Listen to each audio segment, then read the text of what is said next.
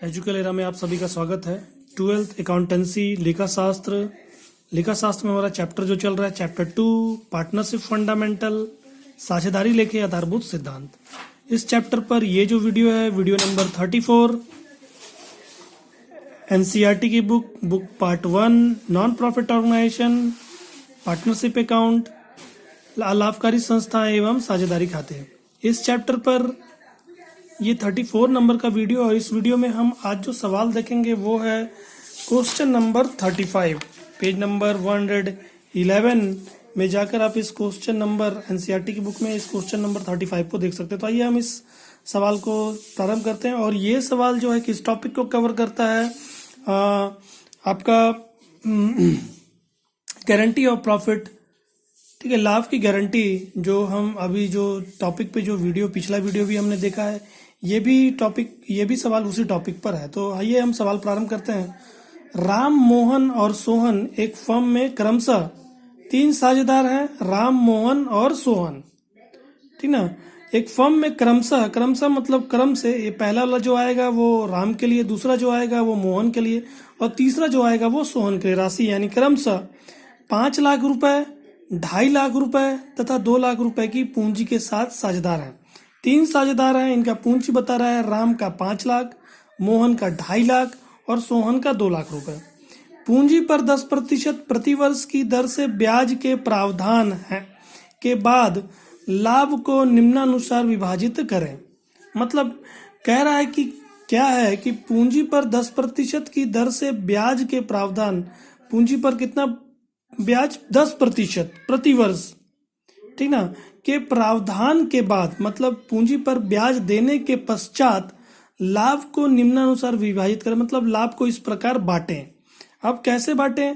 राम को 1/2, मतलब जितना भी पूंजी जो लाभ है उस लाभ में से पूंजी पर ब्याज देने के पश्चात जो शेष लाभ बच जाता है, बांटने योग्य लाभ बच जाता है, उसका 1/2 मतलब आधा राम को जाएगा। मोहन को उसका 1/3 हिस्सा, मतलब शेष लाभ जो पूंजी पर ब्याज देने के पश्चात जो शेष लाभ बचा है उसका 1/3 भाग मोहन को दिया जाएगा और शेष लाभ का 1/6 भाग सोहन को दिया जाएगा। हम देखेंगे सवाल में पूंजी पर ब्याज देने के पश्चात जो भी लाभ होगा वो इस अनुपात में इन तीनों को बांट दिया जाएगा। लेकिन राम एवं मोहन ने सोहन को कम से कम 25,000 रुपए प्रति वर्ष देने की गारंटी दी है। अब ये वाक्य क्या कह रहा है? ये वाक्य कह रहा है कि राम और मोहन ने क्या किया है, सोहन को गारंटी भी दी है। कितने की गारंटी दी है? कि कम से कम उसको 25,000 रुपए लाभ के रूप में दिया ही जाएगा। मतलब जब भी लाभ होगा तो उसको 25,000 रुपए लाभ के रूप में दिया ही जाएगा, उससे कम नहीं होगा। ज्यादा हो सकता है मगर उससे कम नहीं होगा। वर्ष के अंत में 31 मार्च 2017 को, देखिए वर्ष का अंत बता रहा है 31 मार्च 2017 के लिए पूंजी पर ब्याज प्रभारित करने से पहले, हमारा साल बंद होता है 31 मार्च 2017 को और इस 31 मार्च 2017 को क्या हुआ, लाभ बता रहा है। कैसा लाभ बता रहा है? मतलब कि उस पर पूंजी पर ब्याज प्रभारित करने से पहले, मतलब पूंजी पर ब्याज उस पर नहीं काटा गया, नहीं लगाया गया, वही लाभ हमको चाहिए भी, ठीक है। निवल लाभ 2 लाख रुपए है। पूंजी पर ब्याज लगाने से पहले का लाभ, मतलब इसमें पूंजी पर लाभ जुड़ा हुआ है। साझेदारों को पूंजी पर ब्याज इसमें से नहीं काटा गया। हम काटेंगे, सवाल हमको बनाने बोल रहा है, हम लगाएंगे, ठीक है, हम सब सवाल करेंगे। तब लिखा आपसे अपेक्षा है कि लाभ का परिकलन करें, मतलब कि लाभ की गणना करें, कितना कितना इनको लाभ दिया जा रहा है उसकी गणना करने को हमको बोल रहा है। तो सीधा सीधा हम क्या करते हैं, लाभ एवं हानि विनियोग खाता ही बना लेते हैं। तो हमने सवाल को पढ़ा, थोड़ा सा सवाल को हम रिकॉल करते हैं। सवाल बोलता है 3 साझेदार हैं, राम, मोहन, सोहन। इनका पूंजी बताया साल के शुरू का 5 लाख, 2.5 लाख और 2 लाख।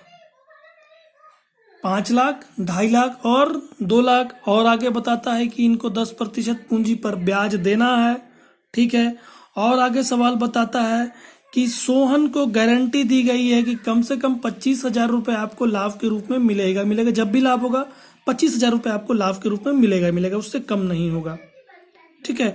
और वर्ष के अंत में, मतलब पूरे वर्ष भर में लाभ कितना बता रहा है, 2 लाख रुपए, जिसमें से पूंजी पर ब्याज नहीं घटा हुआ, वही लाभ हमको चाहिए भी, क्योंकि हम पूंजी पर ब्याज यहाँ पर लाभ एवं हानि विनियोग खाते से बंटवारा करते हैं साझेदारों को, जो जो उनका हिस्सा बनता है पूंजी पर ब्याज का। ठीक है, तो हमने सवाल को देखा, अब हम सवाल को हल करते हैं। इनका आप देखेंगे कि लाभ का बंटवारा का अनुपात, थोड़ा सा हमको लाभ का बंटवारा का अनुपात देखना पड़ेगा कि इनका लाभ का बंटवारा का अनुपात आप देखेंगे कैसे दिया हुआ है। 1/2 आप देखेंगे सवाल में, 1/2, 1/3 और 1/6। क्या है कि पहले सवाल में हम जब देखते तो किस तरह देता था, कभी कभी 2, 2, 1, ठीक ना, या 1, 1, 1 इस तरह देता था। ठीक है, 5, 3, 2 इस तरह दे, मगर इसमें क्या कर दिया, इसमें अंश और हर में दे दिया है। ठीक है, तो यहाँ पर देखेंगे इनका हर क्या है, बराबर नहीं है। तो कभी कभी जब इस तरह का सवाल आता है तो हमको थोड़ा सा अनुपात को क्या करना चाहिए, थोड़ा सा सामान्य कर, मतलब बराबर कर लेना चाहिए, इनके हर को बराबर कर लेना चाहिए। जब हम हर को बराबर कर लेते तो हमको आसानी हो जाती है। इसलिए जब भी आपको इस तरह का दे तो आप क्या कीजिएगा, इसके हर को बराबर कर लीजिएगा। आप कैसे बराबर करें, आप देखेंगे यहाँ पास 2 है, यहाँ पास 3 है, यहाँ पास 6 है। तो इसमें से देखेंगे कि यहाँ पास 6 है, तो इनको भी 6 बनाया जा सकता है। इसको कम तो नहीं किया था, मगर इनको बढ़ाया जा सकता है। तो हम क्या करते हैं, इनको भी 6 बना देते हैं। ठीक है, या तो अगर आपको समझ नहीं आ रहा तो आप क्या करेंगे, इसका सीधे सीधे लसा निकाल के आप कर सकते हैं। जैसे 2, 3 और 6 का लसा जब निकालेंगे तो 2 एकम 2, 3 और 6, 2 3 6 इस तरह आ जाएगा। ठीक ना, फिर यहाँ पास 3 से काटेंगे 3, ये इस तरह आ जाएगा। ठीक है, तो यहाँ पास क्या हो गया, 2 और 3 को जब गुणा करेंगे 2 3 6, मतलब कि इनके हर को हम 6 बना सकते हैं, सभी के हर को 6 बना सकते हैं, क्योंकि इनका लसा 6 है। तो हर को अब 6 बनाने के लिए क्या करना पड़ेगा, यहाँ 3 से गुणा करना पड़ेगा। इसका जब पहले का देखते हैं 3 से गुणा करना पड़ेगा, तो जब नीचे 3 से गुणा किया तो ऊपर भी 3 से गुणा करेंगे। तो यहाँ पास 3 एकम 3 और 2 3 6, ये हो गया। फिर उसी तरह जब इसके हर को 6 बनाना होगा तो यहाँ पास 3 दूनी 6 और यहाँ पास नीचे 2 से गुणा किया, 2 से इसका भी ऊपर से गुणा करेंगे, तो 2 एकम 2 और 3 दूनी 6। फिर यहाँ तो 6 पहले से ही है, तो मतलब कि 1 1 से गुणा करना पड़ेगा, तो 1 एकम 1 और 6 एकम 6। तो आप देखेंगे ये तीनों हर में 6 आ गया, मतलब कि अनुपात जो है वो 3 2 1 का है, 3 2 1। तो हमको यहाँ पर अपने अनुपात को क्या किया है, सिंपल में बदल दिया है। ठीक है, तो हमने यहाँ पर ये अनुपात जो है इनका 3 2 1 का है। अब इसी अनुपात में हम इसको हल करेंगे।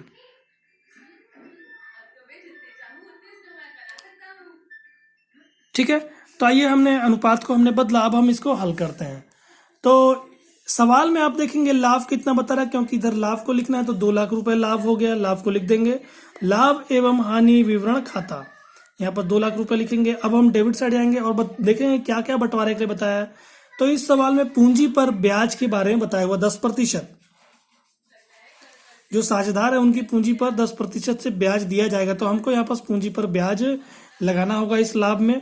तो पूंजी पर ब्याज की गणना हम करते हैं। पूंजी पर ब्याज राम के लिए, क्योंकि उसकी पूंजी 5 लाख की है, उसका 10% जब निकालेंगे तो 50,000 रुपए। फिर उसी तरह मोहन के लिए उसका पूंजी 2.5 लाख का। आप सवाल में देखेंगे इनकी पूंजी शुरू में बताया था 5 लाख, 2.5 लाख और 2 लाख।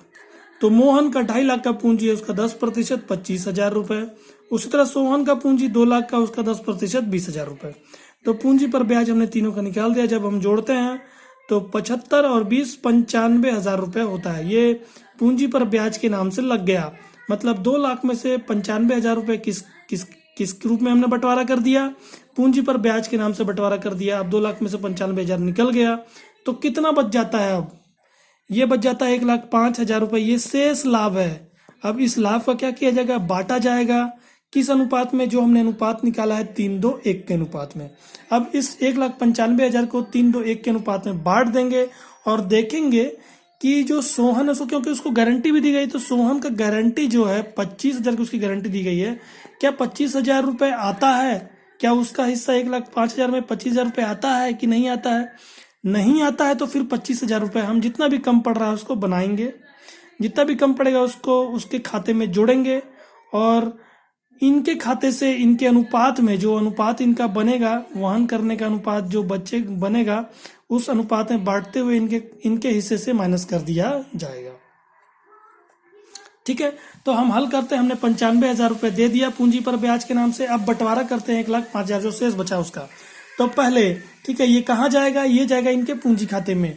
ये भी इनके पूंजी खाते में जाएगा, मगर हमने यहाँ पर पूंजी खाता नहीं लिखा, हमने क्या पूंजी पर ब्याज नाम दे दिया, ठीक है।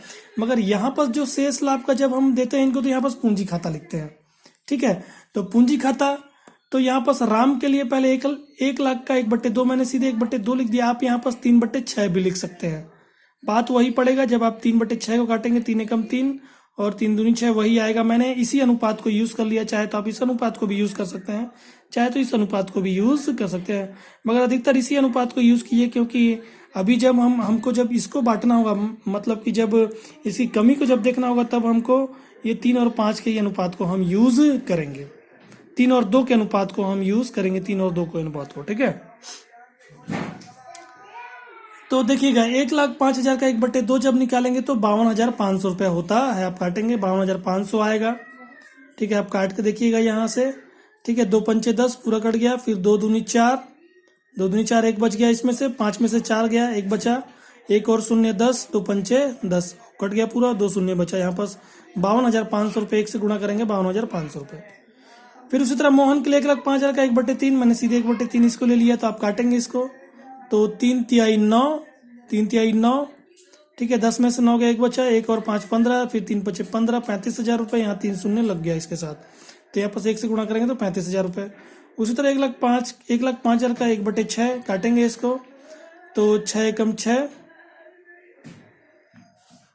6 एकम 6, 10 में से 6 गया, बचा 4, 4 और 5 45, फिर 6 सत्ते 42, 45 में से 42 गया, 3 बचा, 3 और शून्य 30, 6 पंचे 30 पूरा कट गया। यहाँ तक 2 शून्य बचा, 2 शून्य लगा दिए, 17,500, 1 से गुणा करेंगे 17,500। तो इन दोनों का हिस्सा तो इतना आया, इसका हिस्सा 17,500 आ रहा, जबकि इसको गारंटी कितने की दी, 25,000 की दी। तो कम हो रही है राशि, कितनी कम पड़ रही है आप देखेंगे। 25,000 में जब 17,500 घटाएंगे तो 7,500 रुपये कम पड़ रहा है। अब ये 7,500 कौन वहन करेगा, ये दोनों अपने में से कम करते हुए इसके खाते में, इसके हिस्से में जोड़ेंगे। तो हम निकालते हैं पहले सोहन के लिए जो कम पड़ रहा है, सोहन के लिए जो 7,500 रुपये कम पड़ रहा है, उसके लिए राम कितना वहन करेगा। 7,500 रुपये कम पड़ रहा है तो राम उसका 3/5 इस अनुपात के हिसाब, क्योंकि इसके अनुसार से लेंगे तो हमको थोड़ा सा दिक्कत होने लगा, इसलिए इसके अनुसार अब मत लीजिएगा, जो मैंने इसको निकाला इसके अनुसार लीजिएगा, ठीक है। 3 और 2 तो 3/5 और 2/5, तो 7,500 का 3/5 जब हम इसका हिस्सा निकालेंगे तो 5 एकम 5, 2 और 5 25, फिर 5 पचे 25 पूरा कट गया, शून्य 1500, 3 से गुणा करेंगे 4,500। फिर उसी तरह मोहन के लिए 7,500 का 2/5 आप जब निकालेंगे तो हो जाएगा 1500, 2 से गुणा करेंगे 3,000 रुपये। मतलब इनके हिस्से से 4,500 और 3,000 रुपये निकाला जाएगा और इसके हिस्से में जोड़ दिया जाएगा, ठीक है। तो इसका 25,000 रुपये हो जाएगा। 4,500 3,000 जब जोड़ेंगे तो 7,500 होता है, जब 17,500 में 7,500 जोड़ेंगे तो 25,000 रुपये हो जाएगा, ठीक है। तो इनका हिस्सा कितना आया था, राम का हिस्सा आया था जब हमने निकाला था, देखिए यहाँ पर मैंने उसी तरह करके बताया, जो अनुपात था 3:1 का, यहाँ पर मैंने 1/2 ले लिया था, ठीक है। मैंने दोनों तरीके से आपको बना के बताया। यहाँ पर मैंने 3/6 में जो इनका अनुपात मैंने निकाला था उसी में मैंने लेके बताया हुआ है। तो 1,05,000 जो शेष लाभ था उसका 3/6, यहाँ पर 2 लाख में से 95 गया, 1,05,000 बचा शेष लाभ। तो जब इसको काटेंगे आप तो यहाँ पर आएगा 6 एकम 6, 4 और 5 45, 6 में से 1 गया तो 4 बचा, 4 और 5 45, फिर 6 सत्ते 42, 45 में से 42 गया, 3 बचा, 3 और शून्य 30, फिर 6 पंचे 30 और ये 2 शून्य लग जाएगा 17,500। उसको 3 से गुणा करेंगे 52,500। उसमें से इसका हिस्सा जो वहन करने का 4,500 घटा देंगे तो 48,000 रुपये आ जाता है। हम यहाँ पर 48,000 लिख देंगे। फिर इसी तरह मोहन के लिए 1,05,000 का 2/6, इसका अनुपात 3:1 का है। इसका जब आप निकालेंगे तो वैसे ही 17,500 को 2 से गुणा करेंगे 35,000, उसमें से 3,000 रुपये ये वहन करेगा जो इसका हिस्सा निकला है, तो इसका 32,000 रुपये होता है। हम 32,000 रुपये यहाँ लिख देंगे। फिर उसी तरह इसका जो सोहन का हिस्सा कितना 17,500 आएगा। जब आप 1/6 निकालेंगे इसका 17,500 आएगा। तो उसमें हमने 7,500 रुपये यहाँ पर जोड़ा इन दोनों के हिस्से से माइनस करते हुए, तो इसका 25,000 रुपये हो जाएगा। तो अब हम इसको पूरा जब जोड़ेंगे 48,000 में 32,000 जोड़ेंगे तो 40 और 30 70, 8 और 2 10, तो 70 और 10 80, 80 में 25 जोड़ेंगे 1,05,000। ये हमारा पूरा जोड़ आ जाता है 1,05,000 ये और 95,000 ये दोनों जब जुड़ेगा तो आ जाएगा हमारा 2,00,000। 2,00,000 जोड़ इधर का, 2,00,000 जोड़ हमारा इधर का। तो ये क्वेश्चन नंबर आपका 35 था जो मैंने आपको हल करके बताया, और इसका ये नीचे कैलकुलेशन है, मैंने इस कैलकुलेशन को भी आपको बताया वर्किंग नोट के आधार पर। तो आशा करता हूँ कि आपको ये सवाल जो है 35, क्वेश्चन नंबर 35, इसका हल आपको समझ आया होगा। तो यदि मेरे चैनल पे आप नए हैं तो प्लीज़ चैनल को सब्सक्राइब और नोटिफिकेशन बेल प्रेस करना ना भूलें, और वीडियो को प्लीज़ लाइक और शेयर करना ना भूलें। आज के लिए इतना ही, धन्यवाद।